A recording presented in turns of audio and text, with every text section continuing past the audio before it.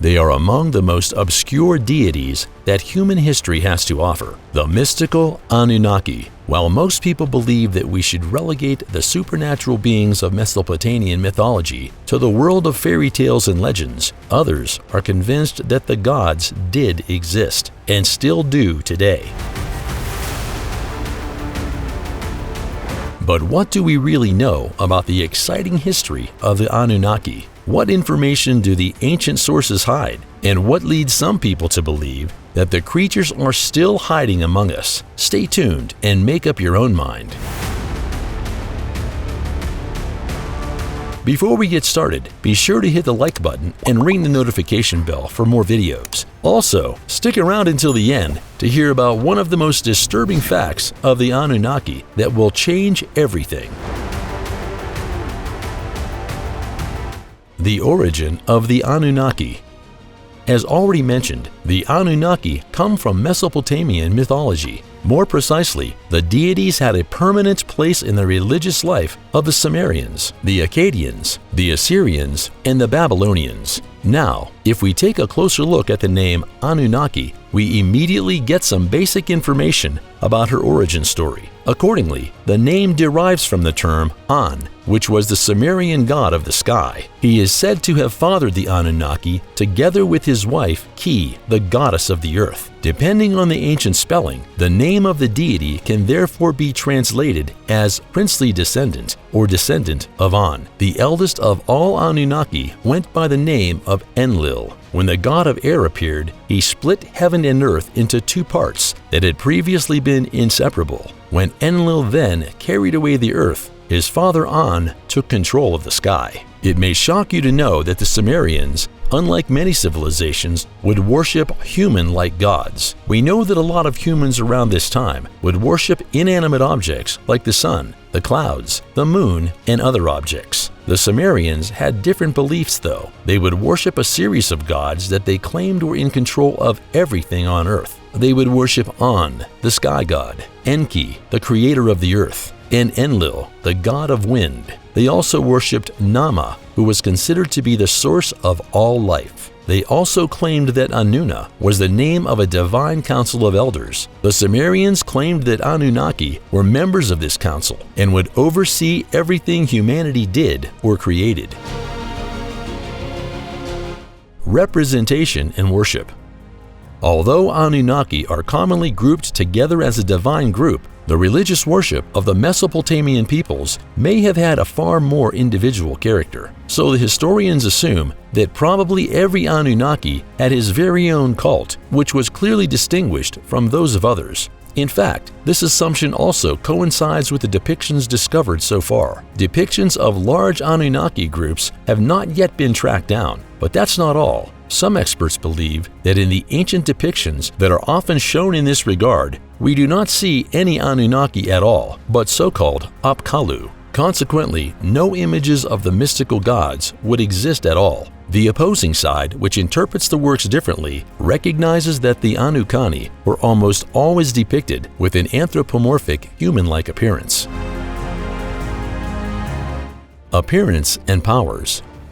Except for this basic characteristic, the Anunnaki did not have much in common with ordinary earthlings. According to them, the gods had a gigantic form and also had unimaginable powers. Typically, the creatures wore melem, an ambiguous substance that emanated a fearsome glow. This melem was not only worn by the Anunnaki, but also by giants, kings, and even fiendish demons. As soon as a person saw the melem, he was overcome with a feeling that the peoples of the time called nigh. This means as much as the tingling of the flesh. In terms of clothing, the Anunnaki were almost always depicted with horned headdresses, sometimes also wearing elaborately decorated robes. These depictions of the Anunnaki were quite interesting because they have many parallels with Christian beliefs. For example, many people believe that the stories of the Anunnaki may be little more than embellished versions of Christian stories that already existed around this time. The Sumerians supposedly shared stories of a great flood, with this flood mimicking the flood that was mentioned in the Christian Bible. Better yet, the Sumerians gave credit for all of their inventions to the Anunnaki. In turn, the early Christians gave all of their credit to God. Another striking similarity between the Anunnaki and God takes place in the biblical book of Exodus. Moses was sent up to Mount Sinai to receive 2 stone tablets, which contained the 10 Commandments. When he returned from the mountain,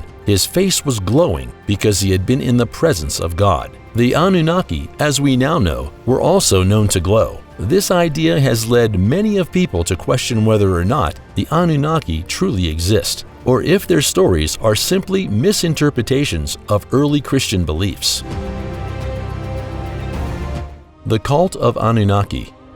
The beliefs of the ancient Mesopotamians were that the Anunnaki returned to heaven after their visit to earth, since the statue of a god represented his embodiment. The places of worship were conscientiously maintained and worshipped. Thus, a whole series of priests tended to the statues of the Anunnaki, draping them in costly clothing and serving them feasts. The associated temple would in turn be considered the literal home of the respective god. The large boats used to transport the statues to religious festivities were also moored here. If the destination was to be reached by land, the individual Anunnaki chariots were used. The statues were also often transported near battlefields so that they could observe the course of battle. In addition, the Mesopotamians believed that the Anunnaki regularly attended the assemblies of the gods, where they voted with the other deities on the course of destiny.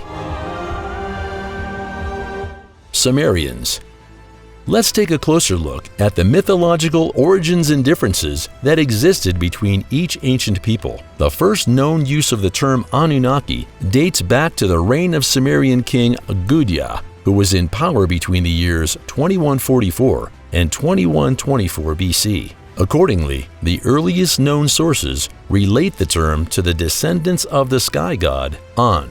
Along with An, Enlil, Enki, Ninhursag, Nana, Utu, and Inanna formed that exclusive group known as the 7 gods of ordinance. Unfortunately, although some Anunnaki have been described in detail, no complete list of all deities has survived. In addition, the ancient sources contradict each other on some points. For example, there is no agreement on how many Anunnaki there were and what divine functions they held. Patrons and judges. From the poem Enki and the World Order, we know that the fate of man lay in the hands of the Anunnaki. Virtually every deity was considered the protector of a particular city, the beings always residing in the local temple. In the case of the city of Eridu, shows that there was also something like a divine division of labor. This was associated in a text with 50 Anunnaki. In the case of the mystical underworld, however, things were quite different. There are only 7 Anunnaki who judged the deceased. Once upon a time, Inanna is said to have tried to take control of the underworld. The goddess was then convicted and punished with death. Were the Anunnaki more than gods?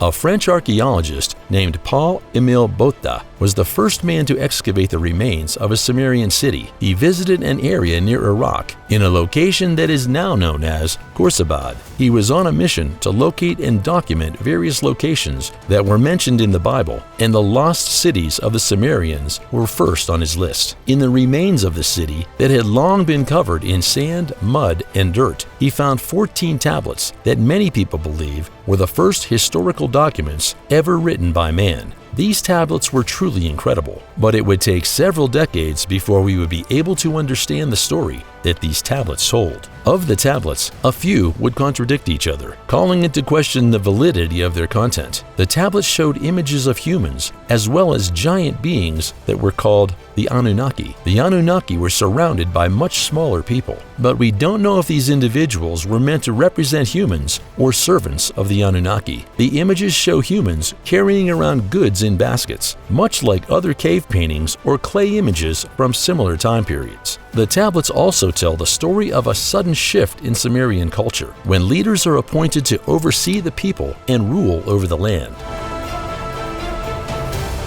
Celestial beings. As in so many other ancient mythologies, the Sumerians associated their gods with various celestial bodies. Thus, the Inanna just mentioned was considered to be Venus. Nana represented the moon and Utu represented the sun. The divine father An was in turn associated with all the stars of the equatorial sky, Enlil with those of the northern sky, and Enki with the stars of the southern firmament. The creation of man. While the Akkadian belief in the Anunnaki was somewhat familiar to that of Sumeria, the ancient Babylonians added another group to the deities, the so-called Agigi. However, the relationship between these and the Anunnaki is disputed. In fact, in some cases, the two terms were even used as synonyms. In contrast, the poem by Era states that the Agigi represent the sixth generation of divine offspring kept as slave labor by the Anunnaki. After some time, however, the Agigi started a revolution whereupon Enki was forced to create new slave laborers, namely the humans. The work of the Anunnaki on Earth.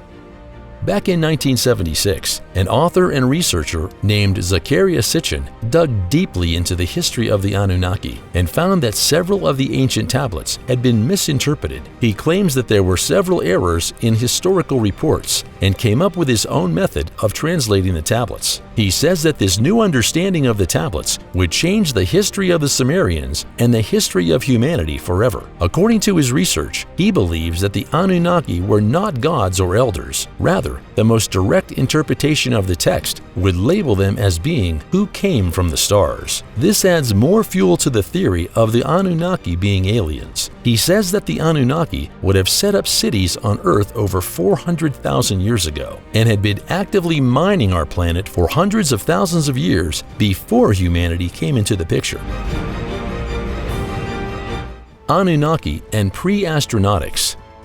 How do we place the stories about the divine beings who created man as slave labor into a modern context? Are these just religious symbolisms, or do the legends about the gigantic creatures have a core of truth after all? If you ask a convinced pre-astronaut, you will only get one answer. The Anunnaki were and are real. However, we would not be dealing with divine beings in a true sense. But how could it be otherwise, with extraterrestrial intelligences subjugating ancient Earth? Since the aliens descended from heaven to earth like mystical figures, people worshipped them as power deities. Parascientists like author Zecharia Sitchin even want to know where the homeworld of the Anunnaki is located. This would be the planet Nibiru, which the extraterrestrials left about 500,000 years ago to set course for Earth. But what prompted the Anunnaki to take this step in the first place? Well, according to Sitchin, the extraterrestrial beings came to us to plunder Earth's resources. When the aliens arrived on our home planet, they met Homo erectus there, which they crossed with themselves in futuristic laboratories to create humans as a slave species.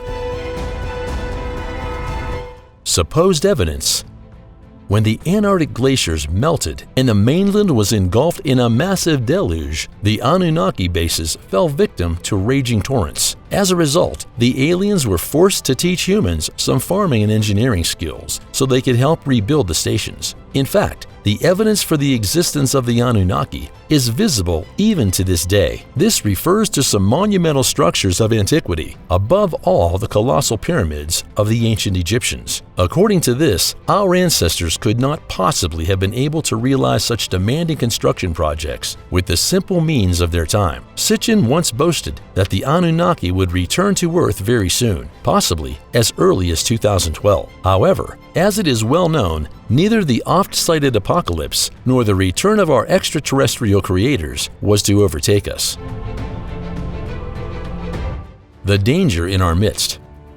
Basically, most pre-astronauts agree that the Anunnaki turned their backs on Earth long ago. However, the conspiracy theorist David Icke puts forward a slightly different idea in this regard. the Anunnaki are still among us. According to the Brits' views, we are dealing here with vampiric shapeshifters who originally had a reptilian appearance. The home of these terrifying lizard men would be somewhere in the constellation of the Dragon. How crude the convictions of the former professional soccer player really are becomes clear when we consider Ick does not shy away from right-wing extremist and anti-Semitic speculation. According to this, the blood of the Anunnaki would flow through the veins of an Aryan master race. For now, the Anunnaki would still lurk in secret, but when the time comes, they will break out of the underground and usher in the cruel New World Order era. Alright folks, now it's your turn. What do you think of the mysterious Anunnaki? And do you believe that the supernatural beings actually exist? Feel free to hit the keys and tell us your thoughts in the comments below. Also, don't forget to give us a like and subscribe while you're at it, so we'll soon find out more about the most controversial theories of all time. And with that, thanks for watching, take care, and see you next time.